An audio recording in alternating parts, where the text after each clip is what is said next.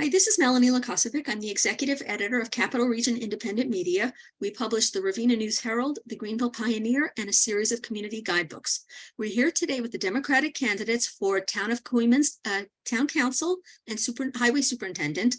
Thank you everyone for joining us. We have Ron Hotaling, who's on the town running for town council, Cindy Rowzee, who is also running for the second seat on the town council, and Pete DeLuke, who is running for highway superintendent. Welcome everyone, and thank you for joining us. Thank you. We're going to go in alphabetical order, starting with the council candidates. So Ron, can you give us a little bit of a background, what you've done and why you're seeking election to the town council? All right, a little bit about myself.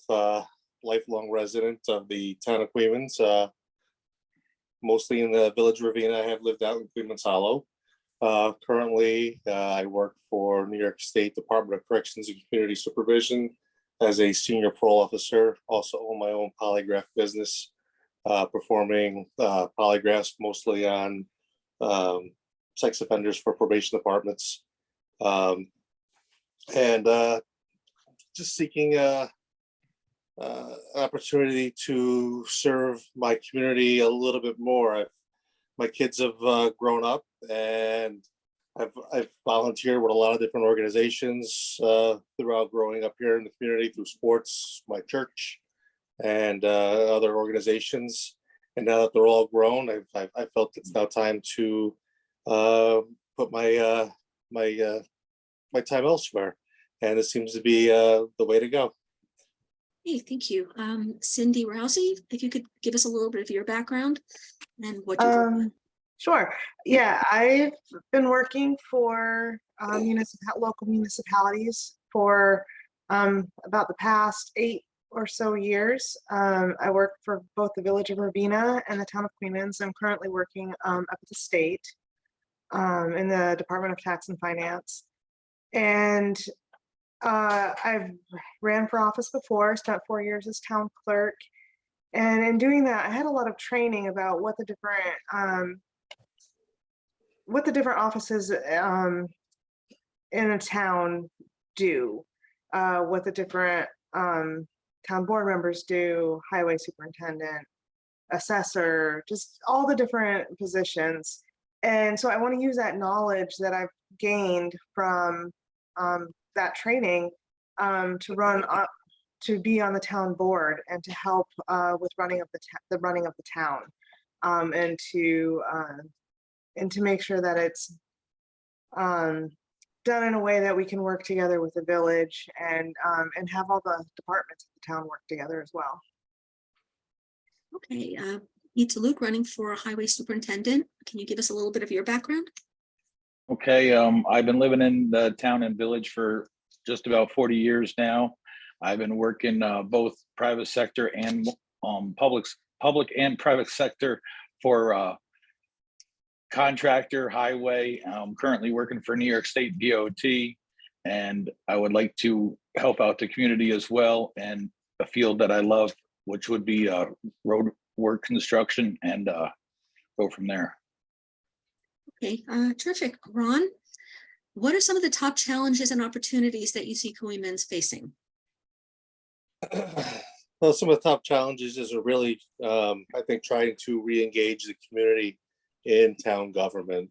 I feel that the community doesn't feel like an active participant in town government. I think a lot of times at town board meetings, when there's a chance for open discussion, public comment, that the community is kind of not allowed to speak and to formulate an opinion unless, or to express their opinions about certain concerns they got going on, unless it's already on a predetermined agenda. It's really important for the community to be involved and to see their town government work. You as a board member, you have to welcome members to come into town hall. You don't want to keep people out of town hall. You want to see people come in to be able to work with you, to listen to what's going on. And you got to have thick skin as a board member. You may not hear all the nicest things. You got to be able to accept compliments and complaints. So I think the challenge is really to get the community back involved with town government. and to get that. So I think that's some of the biggest challenges that we have to do. And I think, in that, there's a lot of opportunities, and we have a very diverse population, and diverse areas within this town. You have, the riverfront, and you have the Coeymans Hollow area where you have the parks, and then the river. You have two different, diverse areas, and then you have our village community, and also within the community, you have an older population and a younger population. You got to get the older people and the younger people to work together, because that's a lot of knowledge. And if you can marry those two groups together and pass along, the generations of knowledge of people who've done a lot of things in this community to the younger generation and get them involved, you would see more people come into town government and make the community thrive a little bit more just by getting more people involved. Okay, thank you. Cindy, top challenges and opportunities that you see for Coeymans? I think some of the top challenges that I see are really just finding what that good balance is between industrial, small business, and residential. I think that's something that Ravina has struggled with over the years, and Coeymans have struggled with over the years. And as Ron said, we're so varied with what we have. You have the hamlet, you have the hollow, and you have the village, and everything is just so very different. And trying to find that balance that works for all areas of the town is difficult. And I think that is something that town boards have struggled with over the years. And I think it's really trying to get people to come into town hall to see what their ideas are of trying to find that balance, and trying to get the different areas of town, maybe not to see eye to eye, because I mean, you obviously pick a different place to live versus how you want to live. And so, but maybe to come to an understanding of the people in the different parts of town. And then the other issue that I see is just getting the town running and being in compliance with the comptroller's office, with the state ethics law, things like that. I think that's one of the biggest challenges that we would have on the board, is to try and make sure that we're in compliance with those laws. Okay, Pete, with regard to either the highway department or in general, what do you see as some of our challenges and opportunities? Some of the challenges that I see that is within the town structure is, instead of everybody being able to communicate and get their thoughts out and work with one another, it seems to be a little one-way, and it needs to be, as a government, you're not going to appease everybody, and you're not going to make everybody happy. You're not going to make, you're going to make some people upset, but we need to come together and work as a team and find the best solutions for everything, not just let, one or multiple people just control the whole environment. Okay, folks, we have two referendums that will be on the ballot, two town referendums of issues of importance to the town, starting with Ron again, the town hall project. What do you see? Do you think that's something that voters should vote for or against? So I used to be a town of Coeymans police dispatcher back in my younger days before I moved on to my probation and parole career. So I have worked in that building. That building has definitely seen better days and has probably seen its life expectancy. So I support a new town hall. What I don't see is the dollar amount that is attached to it, especially when we've asked, for them to show us why it's, they're coming up with that dollar amount. We have to know our demographics. I love this town. I want to run and be honored to serve this town. But let's build a town hall that is, meant for this town. A useful, functional town hall that is not well above our means. And I would, if somebody would show us why it came up with that number, they haven't been able to show why it's $7 million or whatever the case may be with respect to the cost of it. Nor have they shown what was the cost to renovate or come up with other options. You know, we're going to raise a building, we're going to put up in the building, and this is what it's going to cost. But there's no data or anything that has supported that. So I support a new town hall, but I think we have to kind of step back a little bit here and say, why is it going to cost that much? And are we overbuilding for the community that we actually have here? Cindy, the town hall project? So I'm a numbers person. I want to see where the numbers are coming from.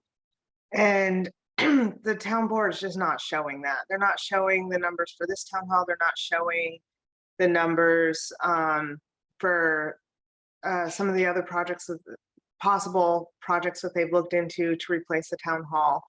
All they're giving is ideas that they've thrown around.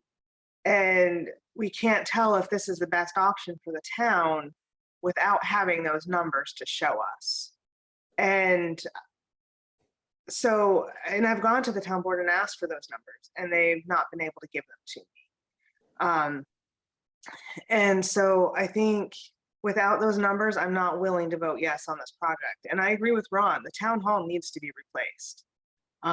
It needs, but is $7 million the way to do it, where they'll be completely depleting the fund balance that it took the previous administration 4 years to build up to its current point, where we have too much fund balance. I will say that we need to have some fund balance, but the way they've talked with the numbers that they have given us, they are going to be completely depleting that fund balance, and that's not a good thing either. And so I think we need to find something in the middle. We need to find I think there might be a better option out there. But again, like I said, unless they can give me some numbers, I don't know if this is the best option or not. Okay, thank you. Pete, where do you stand on the town hall project? I'm in agreement both with Ron and Cindy for the most part that, you know, it would be nice to have a new facility for a town hall for people to go to for whatever needs they may have. But $7 million without having a blueprint to go by, or with what's inside of it and how it's designed and what is the $7 million. You know, there's other buildings locally going up that are much less recently built. And then when you say that it's going to cost 3 times as much, the question is why? I would like to see a new building in the future, but one that the town could afford. Okay, thank you. Okay, now the second referendum on the ballot will be extending the town supervisor's term from the current 2 years to 4 years. Ron, do you think that that's something that the voters should approve? As I see the way the current board operates, I do not support going from 2 years to 4 years. And my explanation is pretty simple. The board members have basically given all their control over day-to-day decisions to one person.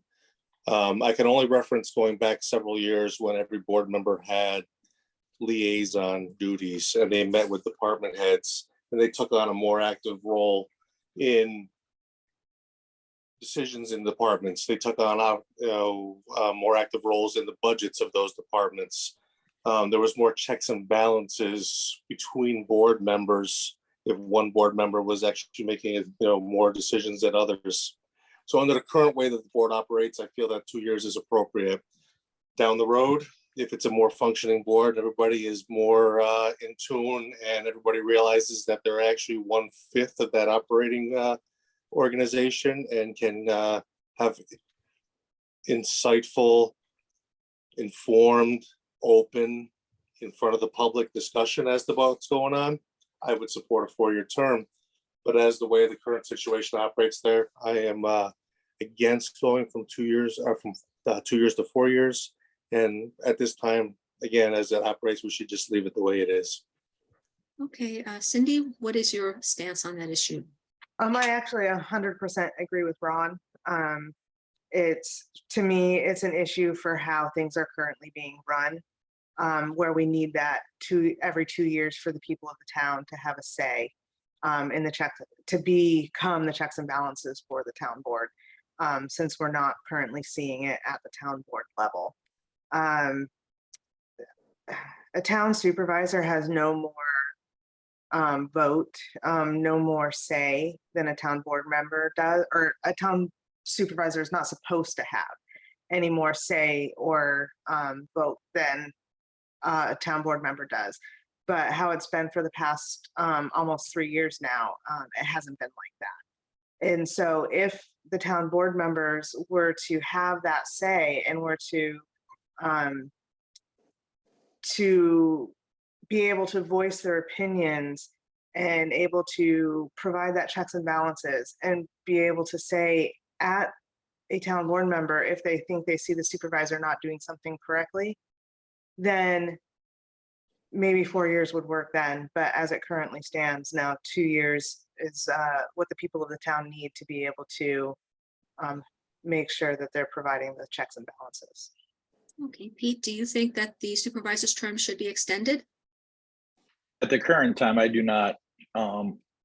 It's a 2-year term for a reason. I understand some argument maybe for going out politic and door knocking soon after you've been in there for a year, but the way the administration is right now being ran, it's not in the best interest of the people to extend that. And, you know, in a perfect world, yeah, it may not be a bad idea to do a 4-year term, but unfortunately, that's not where we're at. Okay, thanks. We'll move on to the next question. Relations between the town and the village have been strained in recent years. Ron, what do you think should be done by the town to try to rectify that and try to build closer relations? Well, I can just, again, in doing some of my background, and, you know, I kind of grew up around a lot of this stuff, you know, through old family, and I'm completely different from, you know, old family who were on the board years ago. But I came across something that was organizational minutes from about 20 years ago. And what stood out to me was, and there were several things that stood out to me about that meeting, but one of them is that they actually set up monthly workshop meetings between the town board and the village board to discuss just any areas of mutual interest.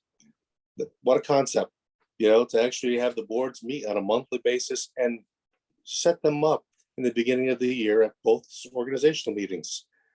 You know, there's a huge population that lives in the village. I've lived in the village, again, the majority of my life. I have lived out in Coeymans Hollow. There are unique differences and things, what people need in places. But you have two different governments, and we can use each other to share services, to help each other out, to plan each other's events. There's no reason why, you know, especially when it comes to festivals or shared services with highway or water or sewer, and be able to, you know, tap into one person. If one person has this and one agency has this, you know, you have to, you know, this is small town government. You know, you have to set politics and your own personal interests aside. You are elected. You are, it doesn't make a difference what party you are there. The people who put you there, whether they voted for you or not, you're there to do what's in the best interest of the community. And in the town of Coeymans, the village is part of that. And you have to work together. And I believe the first step is got to set monthly workshop meetings between the two boards and to discuss mutual interests on a regular basis. And that's the first and foremost. You got to go that way. Okay, great. Cindy, relations between the town and village and how they can be improved? I think just making board members feel welcome at the village and at the town. So make the village board of trustee members feel welcome at the town. Make them feel that they have a part in different town government operations. Make sure that they're feeling like they have a chance for input. And what Ron was saying, a monthly workshop meeting, it's a way to do that. If we can't even get monthly started, maybe even just getting quarterly started would be helpful. I know they've talked about that in the past. And just making sure that the village and the town both are willing to listen to the opinions of the others, and to try and work together to make the village and the town better, to try and make it a better place to live, and a better place for small businesses to do business. And definitely keeping those lines of communication open is key. That's really where it needs to start. Okay, Pete, ideas for building relations between the town and village? Yeah, building relations would be a awesome idea to do with government end of it, and DPW, highway maintenance as well, for shared services. If pieces of equipment to be shared, manpower to be shared for different projects, even knowledge. We're neighbors, we're right next door. We should be working hand in hand instead of feuding with each other. Okay, thank you. Okay, we are running short on time, so I'm going to give each candidate a chance to have a final message to the voters. Ron, you can go first. Well, yeah, I just want to give the people out there an opportunity to consider me. I am looking forward to be a voice for all people that live in this town, village, hamlet, or hollow, alcove. I believe that open government and having the people believe in their government and feel welcome at their government and see that it's an open door where you can come in.